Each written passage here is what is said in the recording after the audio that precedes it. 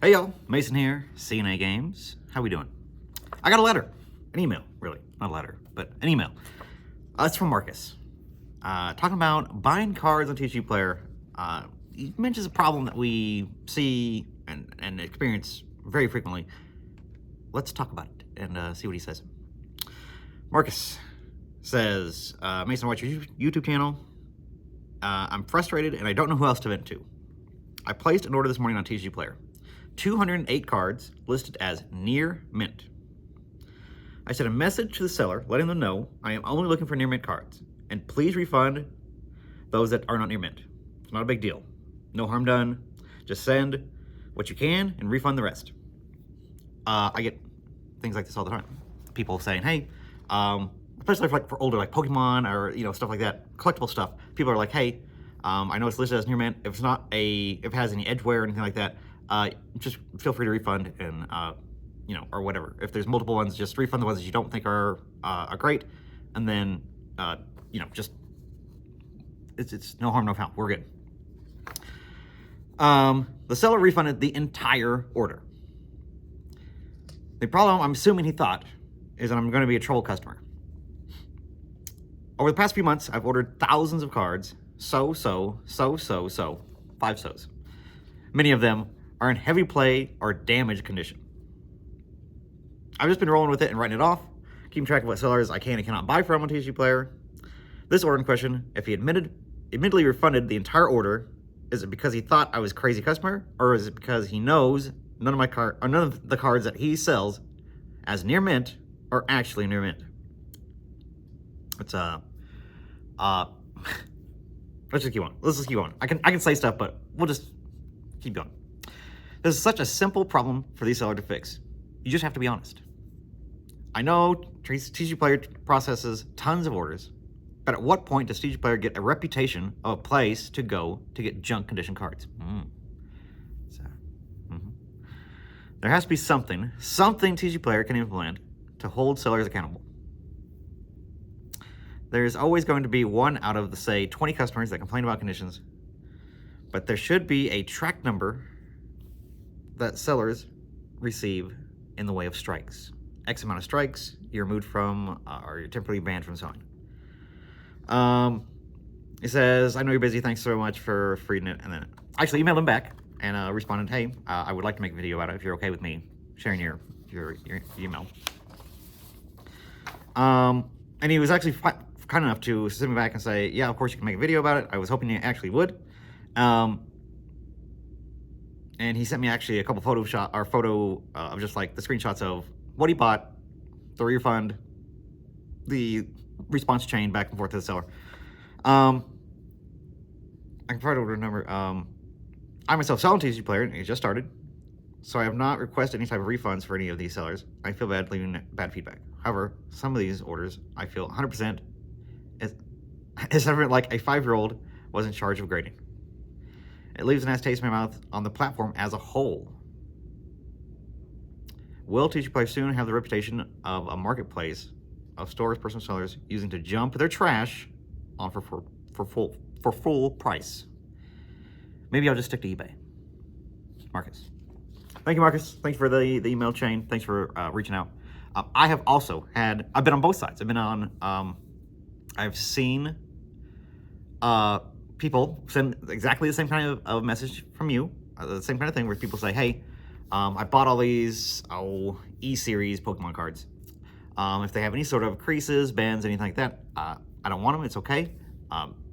And this is not me listening at near mint. This is me listening at, Mono Replay at HP, whatever. But people say, hey, if I don't want any creases. If there's creases, just go ahead and just refund me. Not a big deal. And then just send whatever ones you want to. And trust your judgment. And most of the times we were able to do that. Not a big deal. I have refunded cards that I would have otherwise sent. So, sure. But completely a reasonable, I think, valid thing to say. We're selling on a platform that does not have photos. And we have a standard of card conditioning, but there's no way for TCGPlayer to enforce that on people because A, there's no photos. We can't verify and see, hey, this guy is either soft or hard on judging of conditioning cards. And then you can't really what are you gonna do? Audit or have a way of like buying inventory from somebody and then verifying how they do on conditioning? It's not a very good. There's no way to do it, and that is just the nature of the platform, right? It's just you can list a lot of cards very, very quickly because there's no photos, and we, as a buyer and a seller, have a mutual understanding of what condition something should be in, and if it's not that condition, there's ways to go about to resolve that, right? So, but to cancel an entire order is pretty terrible. Now, trust me, I have plenty of orders, people that order from me, and I have to refund a card or two here, whatever there. Maybe, input incorrectly, just describing things. It happens. It happens, a good amount of time. And most of the time people are understanding and like, hey, look, I get it. I bought 45 cards from you. 2 of them were maybe missing or something like that. Okay, no big deal, right? I can go ahead and just remedy that. And most of the time I'll send back shipping and say, hey, I know it's going to take you money to go back and find these cards. I'm going to give you a couple bucks off shipping, and then you can use that towards replacing the cards. And most of the time people are really appreciative. So what's the solution here? What can we do about, as a buyer and a seller and as a platform, what can TCGPlayer do to kind of fix this situation? It is very much like Marcus says, where anybody can get on there, right? Anybody can go on TCGPlayer and then say, hey, I have a bunch of these cards. I'm just going to offload them, put them on TCGPlayer. I don't want to eBay. I don't want to take pictures. I don't do all that crap. I'm just going to put them on TCGPlayer. I'm going to sell them that way. Lots of people do that. Lots of people casually just sell cards on TCGPlayer. No big deal, right? That is a pro and con. TCGPlayer is, for the most part, stores, LGSs around the country selling on the platform, selling their cards to players and collectors, not just players, but collectors as well. But an increasing amount of collectors, I will say. But collectors are discerning because, if you're spending $50, $60, $100, $150, $1,000 on a card, you want it to be the condition that you are expecting. And when it's not, it's a big deal. And because it's a lot of money, it's a big hassle. As a seller, I don't want to be out that money for the card. If it's like Enchanted Elsa from Lorcana, that's an expensive card. I don't want to be out that card, so I have to get it back from you if you say you don't like it or the condition wasn't great. So I'm out more money to give you a shipping label to send it back to me. I have to ensure that the card that you're sending me back is not one that you just had and just you're trading out your moderately played copy for an intermediate one. There's so many things that can happen, right? I don't want to be like, oh, it's all seller safety. Buyers are very important, and the buyers being confident in the platform and being able to buy from it is important too. So what do I recommend to Marcus? What can we do? Definitely, obviously, keep track of who you're buying from. If you have a big store that has good inventory and you can buy from them regularly, go ahead and do a little test sample from somebody. Maybe buy 5 to 10 cards from them instead of the 200, and see if you get those cards back and say, hey, these are all good and clean. Okay, I'm going to buy a bunch of these cards from these guys. I think that happens fairly often, and then that way you don't have to tie up. I don't remember how much you said it was, Marcus, or if you gave an amount, but it was 230 cards, but 208 cards, but who knows how much money, right? I don't know if he was buying expensive stuff or cheap stuff. I don't know, but you can always do that. Just do like a little sample. Say, hey, this is a store with a huge inventory. They have a lot of feedback. They have a lot of great feedback. They sell a lot of cards. They have good inventory. Let me buy 5 cards or so and see if their near mint is actually near mint, and then try to go about it that way. That way you're not tying up all these funds. You're not buying a bunch of cards and they refund you, and then you have to worry about figuring out what's what and what you have to replace. That can be very difficult. And then as a buyer, you can also, as you scroll through and see, the same names over and over, you can actually just shop those people's storefront themselves and do it that way. If you find somebody that you really, really like. Something that is very underutilized on the platform, and a lot of people don't do it. It's just not a thing. Negative feedback on TCGPlayer is a joke. Because if a transaction goes off without a hitch, I automatically get a 5-star rating. It's not like eBay where you have to physically, somebody has to give you positive feedback and then, or leave you negative feedback. It's not one or the other. If a transaction happens and TCGPlayer doesn't hear anything about it, I get 5 stars automatically.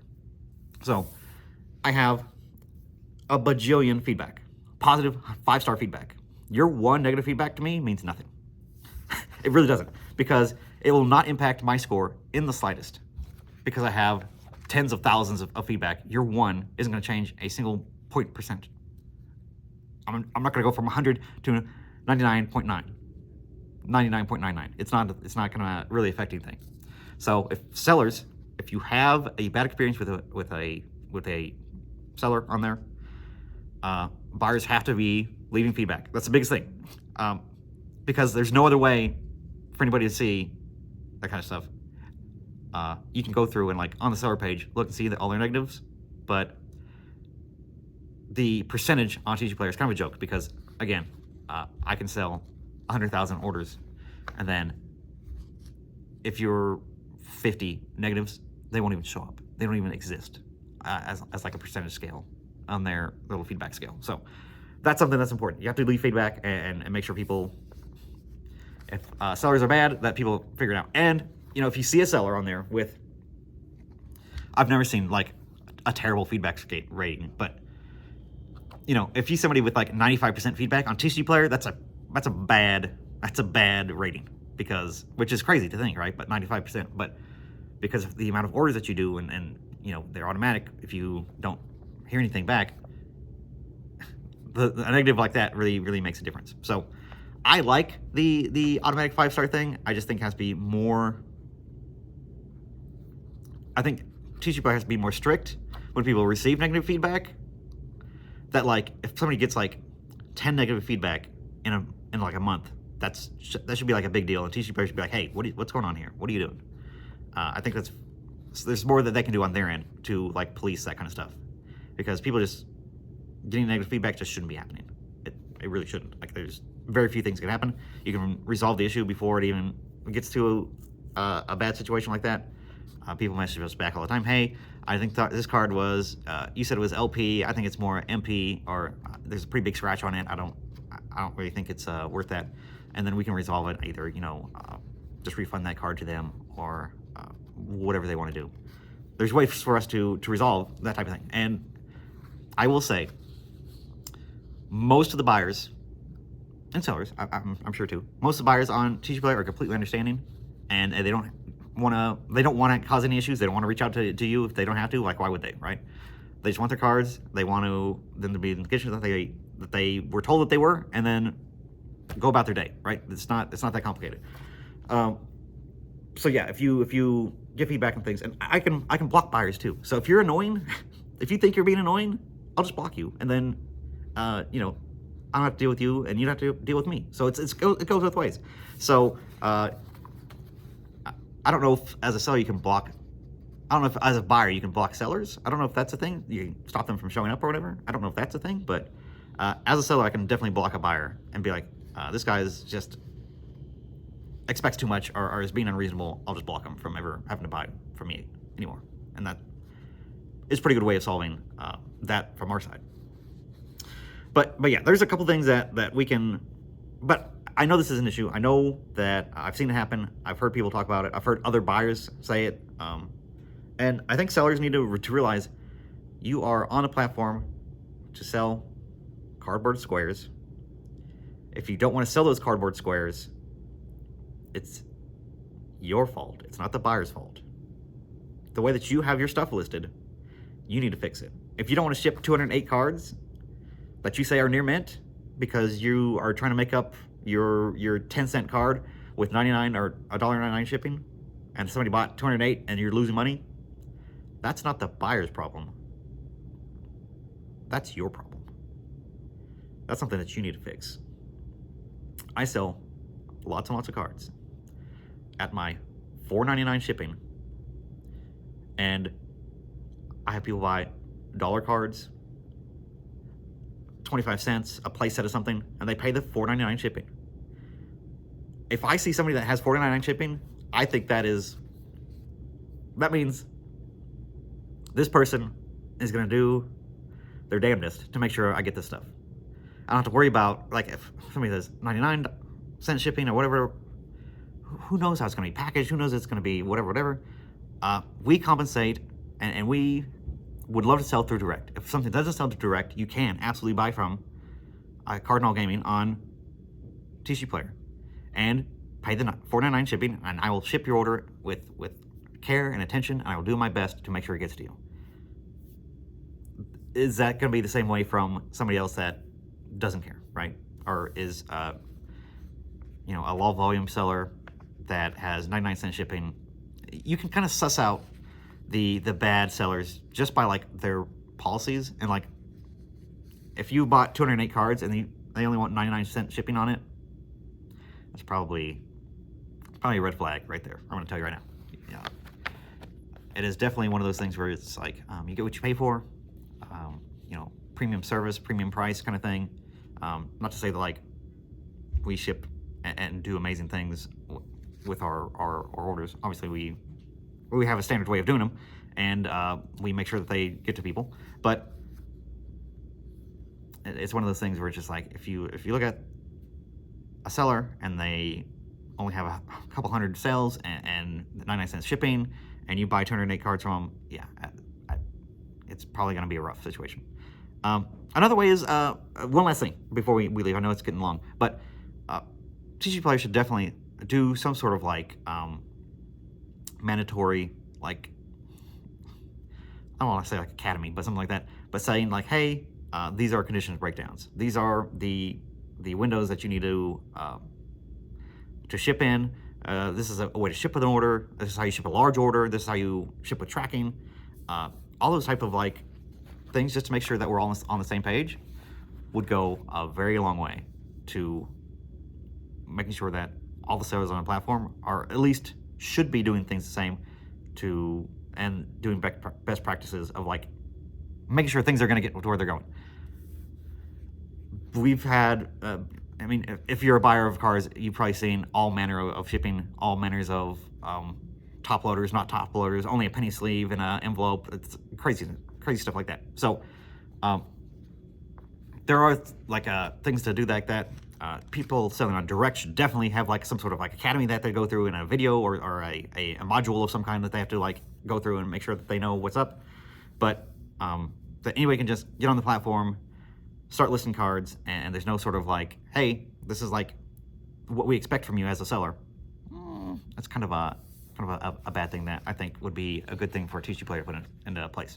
But yeah, Marcus, I thank you for reaching out. I don't have an answer because it's just not a decent. There's nothing I can do.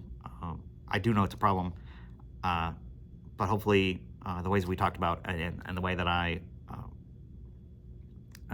hopefully told you to kind of suss out buyers before you start to actually buy in quantity from them. Hopefully that helps you out. And I'd hate for you to not be buying from TCGPlayer because there's lots of great sellers on TCGPlayer. Lots of people that buy near-mint cards on TCGPlayer and they're absolutely fine, flawless condition, beautiful cards. So don't let a couple of bad apples ruin the bunch of us, because there's definitely some great tasting apples on the platform. I don't know about that last line. Anyways, appreciate y'all watching. Thanks so much. Hashtag Apple in the chat, in the comments. All right, thanks. Bye.